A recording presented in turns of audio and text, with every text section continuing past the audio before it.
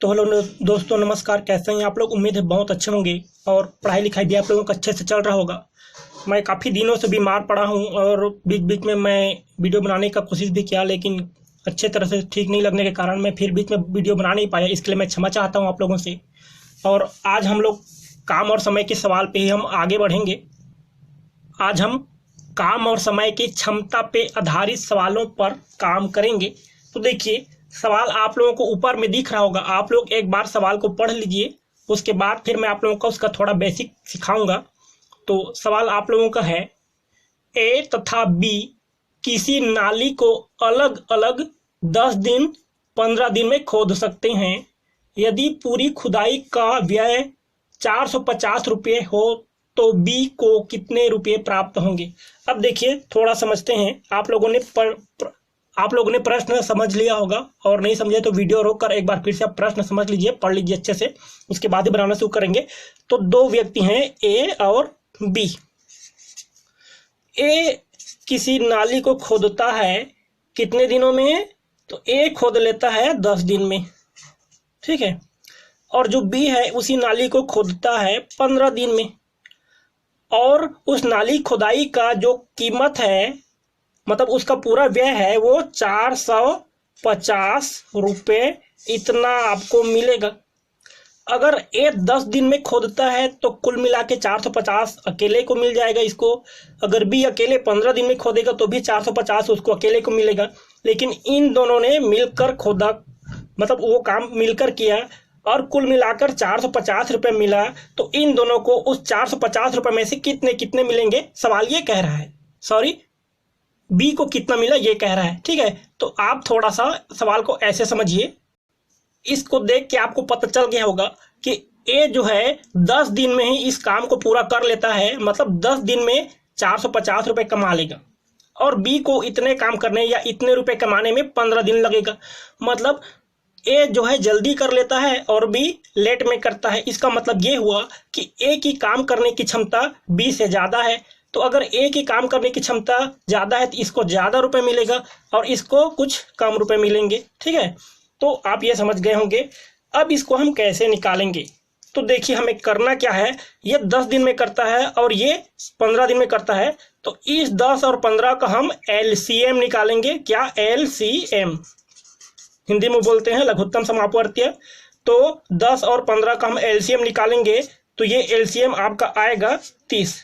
अभी मैं थोड़ा सा ट्रिक पे काम कर रहा हूँ, ठीक है, ताकि आप लोगों को ज़्यादा इधर उधर की बातें ना करूँ और सीधा सीधा सवाल पे आ जाऊँ। उसके बाद हम क्या करेंगे, ये जो एलसीएम है इसमें से अब क्या करना है। ए जो है 10 दिन में काम करता है, तो देखते हैं ये जो एलसीएम 30 आया। अब इस एलसीएम से हम ए और बी के काम करने की क्षमता का निर्धारण करेंगे। तो उसी के आधार पे हम उसका कीमत भी तय करेंगे। अब मान लीजिए ए जो है किसी काम को 10 दिन में करता है, तो एक दिन में कितना करेगा? 1/10। मैंने पिछले वाले वीडियो में बता दिया है कि अगर वो पूरा काम 10 दिन में करता है तो एक दिन में 1/10। अगर एक दिन में 1/10 करता है तो पूरा काम 10 दिन में करेगा, इसको उलट देंगे, ठीक है। तो ए का एक दिन का काम करने की क्षमता 1/10। उसी तरह से बी 15 दिन में काम करता है तो बी का एक दिन का काम करने का क्षमता 1/15 हो जाएगा। आप समझ गए होंगे इस बात को। अब इसी के अनुपात में उनके काम करने की क्षमता जो एक दिन की है, इसी के अनुपात में हम इस 30 का विभाजन करेंगे जो एलसीएम आया है उसका। अब देखिए कैसे करेंगे। तो चूंकि कुल मिला के वो 30 अनुपात काम कर रहे हैं, ठीक है, 30 इकाई काम कर रहे हैं, तो ए का हिस्सा हो जाएगा 30, माफ कीजिएगा, 30 का 1/10, ठीक है।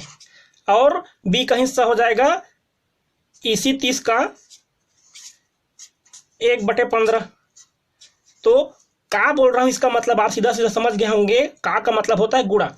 30 का 1/10 मतलब हो गया 30 गुणा 1/10, और 30 का 1/15 मतलब ये हो गया 30 गुणा 1/15।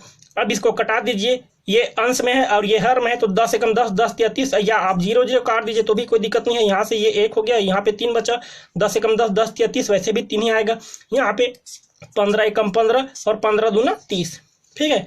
फिर 3 एकम 3 और 2 एकम 2। तो इस तरह से देखेंगे तो इनके बीच में अनुपात क्या आएगा, तो 3:2 ये आया आपका अंतिम अनुपात।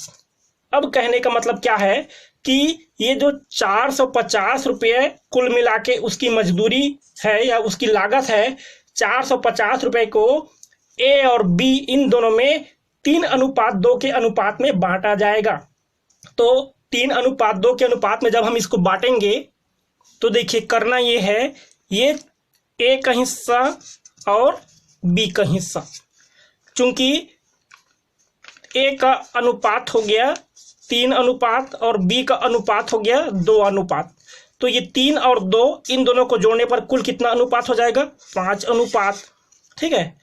कुल 5 अनुपात हो गया। तो ये जो कुल 5 अनुपात है ये कुल इतने रुपए के बराबर है।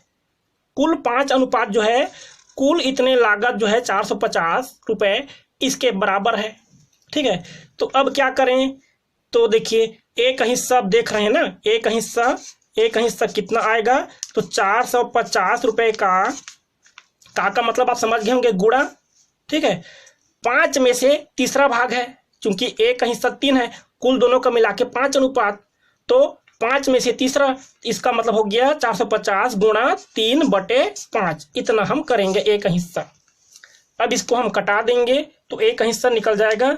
देखिए 5 एकम 5 और 5 9 45 और ये 0 बार, तो कितना हो गया, 90 गुणा 3 करेंगे तो 9 × 27 बराबर 270।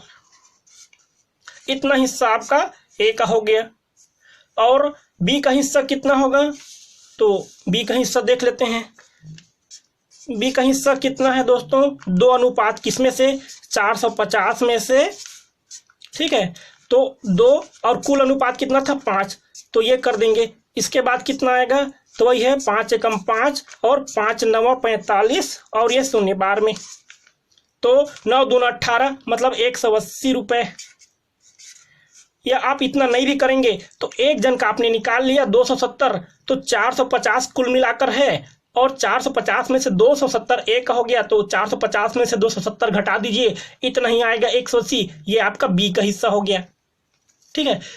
एक बार आप सवाल को समझ लेंगे तो आपको बनाने में दिक्कत नहीं होगी। मैं आपको पूरा एक एक पॉइंट समझा के बना रहा हूं, इसलिए मुझे 7-8 मिनट लग गए इस सवाल को पूरी तरह से हल करने में, ठीक है। मैं आपको बेसिक से सिखा रहा हूं इसलिए टाइम लग रहा है। अगर आप बनाना स्टार्ट करेंगे, अगर मैं इसको बनाऊं तो मुश्किल से 1 मिनट लगेंगे, बाकी समय समझाने में लगा है। अब देखिए हम दूसरे सवाल पे आते हैं जो कि 3 लोग के काम करने पर आधारित है। आदमी 3 है, राम, श्याम और मोहन। आप लोगों का सवाल ऊपर में दिख रहा होगा, आप अच्छे से वीडियो रोक कर पढ़ लीजिए। राम, श्याम और मोहन कोई काम क्रमशः 20 दिन, 25 दिन और 30 दिन में कर सकते हैं। तीनों मिलकर एक काम पूरा करते हैं और जिसके लिए उसे 3700 रुपये पारिश्रमिक के रूप में अर्थात मजदूरी मिलती है। तीनों को मिलाकर 3700 रुपये। तो मोहन का पारिश्रमिक याद कीजिए, अर्थात मोहन को कितना मिलेगा हमें ये निकालना है। प्रश्न आप लोगों को समझ में आ गया होगा। तो जो तरीका जो बेसिक था वो मैंने आप लोगों को पिछले वीडियो में बता दिया है। तो इस वीडियो में मैं आप लोगों को सवाल सिर्फ हल करके फटाफट दिखाता हूँ। देखिए सवाल में 3 लोगों का जिक्र है, राम, श्याम और मोहन। तो मैंने राम के लिए राम लिख दिया, श्याम के लिए श्याम लिख दिया और मोहन के लिए मोहन लिख दिया। अब देखिए क्या करेंगे। राम कितने दिन में काम कर लेता है, 20 दिन में। श्याम कितने दिन में काम कर लेता है, 25 दिन में। और मोहन कितने दिन में काम कर लेता है, 30 दिन में। इतने दिनों में इसकी एक दिन की क्षमता क्या होगी, 1/20। चूंकि पूरा काम 20 दिन में कर रहा है तो एक काम कितना, पूरा काम 20 दिन में कर रहा है तो एक दिन का काम 1/20 हो गया, ठीक है। 20 दिन का पहला भाग। और श्याम जो है 25 दिन में कर रहा है तो एक दिन में 1/25वां काम करेगा, ठीक है। पूरे 25 काम का पहला एक भाग करेगा एक दिन में। फिर उसी तरह से मोहन 30 दिन में काम कर रहा है तो एक दिन में 1/30 काम करेगा। ये आपने समझ लिया, ठीक है। अब हम क्या करेंगे, ये 20, 25 और 30 जो इतने दिनों में अलग अलग वो काम करते हैं, इसका हम एलसीएम निकालेंगे, अर्थात लघुत्तम समापवर्ती। लघुत्तम समापवर्ती आप निकालिएगा। इन तीनों का लघुत्तम समापवर्ती आता है 300। कितना आएगा, 300। अब क्या करेंगे, आप लोगों को पता है कि लघुत्तम समापवर्ती में इनके जो इस अनुपात में है इसी से हमें भाग कराना पड़ता है। ये जो लघुत्तम समापवर्ती 3 आया अर्थात एलसीएम 3 आया, तो इनके जो एक एक दिन का काम है इसी से हमें क्या करना पड़ता है, उसका गुणा कराना पड़ता है। लेकिन उसको तो हम फटाफट करा देते हैं। मोहन ये राम है, इसका हम कराएंगे 300 और गुणा 1/20। एक शून्य यहां से काटा, एक शून्य यहां से काटा, ये 2 हो गया, ये 3 हो गया, 2 1 कम 2 और 2 से 15 बार में। ठीक है, तो इसका क्या आया 15, ये आप ध्यान में रखेंगे कि इसका आया है 15। उसी तरह से श्याम का कितना है 1/25, तो 300 और गुणा 1/25। ठीक है, अब देखिए इसको कैसे करेंगे, आप सीधा इसको काट दीजिए, 25 एकम 25 और 25 से कितने बार में 12 बार में। 25 चौको 100 होता है, तो 25 का 12 बार करेंगे तो 300 कट जाएगा। तो यहाँ पे कितना आ गया 12, मतलब इसका क्षमता 12 हो गया। मोहन का क्षमता कितना है, एक दिन का 1/30, तो ये 300 में हम 1/30 का गुणा कराएंगे तो कितना हो गया 30 एकम और 30 दहम। कहने का मतलब यहाँ पे इसका कार्य करने की क्षमता जो है वो 10 है। तो एक एक दिन की जो कार्य करने की इनकी क्षमता है उसी को हम अनुपात बनाएंगे, तो ये हो जाएगा 15 और 12 और 10। इन सब का जोड़ के कितना हो गया 15 और 12 27, 27 और 10 37। तो कुल मिला के कितने अनुपात हो गए 37 अनुपात। ठीक है, तो अब देखिए 37 में से, कुल 37 में से 15वां भाग राम का, इसी 37 में से 12वां भाग श्याम का और इसी 37 में से 10वां भाग मोहन का। तो अब हम उसको कैसे निकालेंगे, अब एक मैं और पन्ना ले लेता हूं, उसमें आपको बता दूंगा। देखिए 300 है,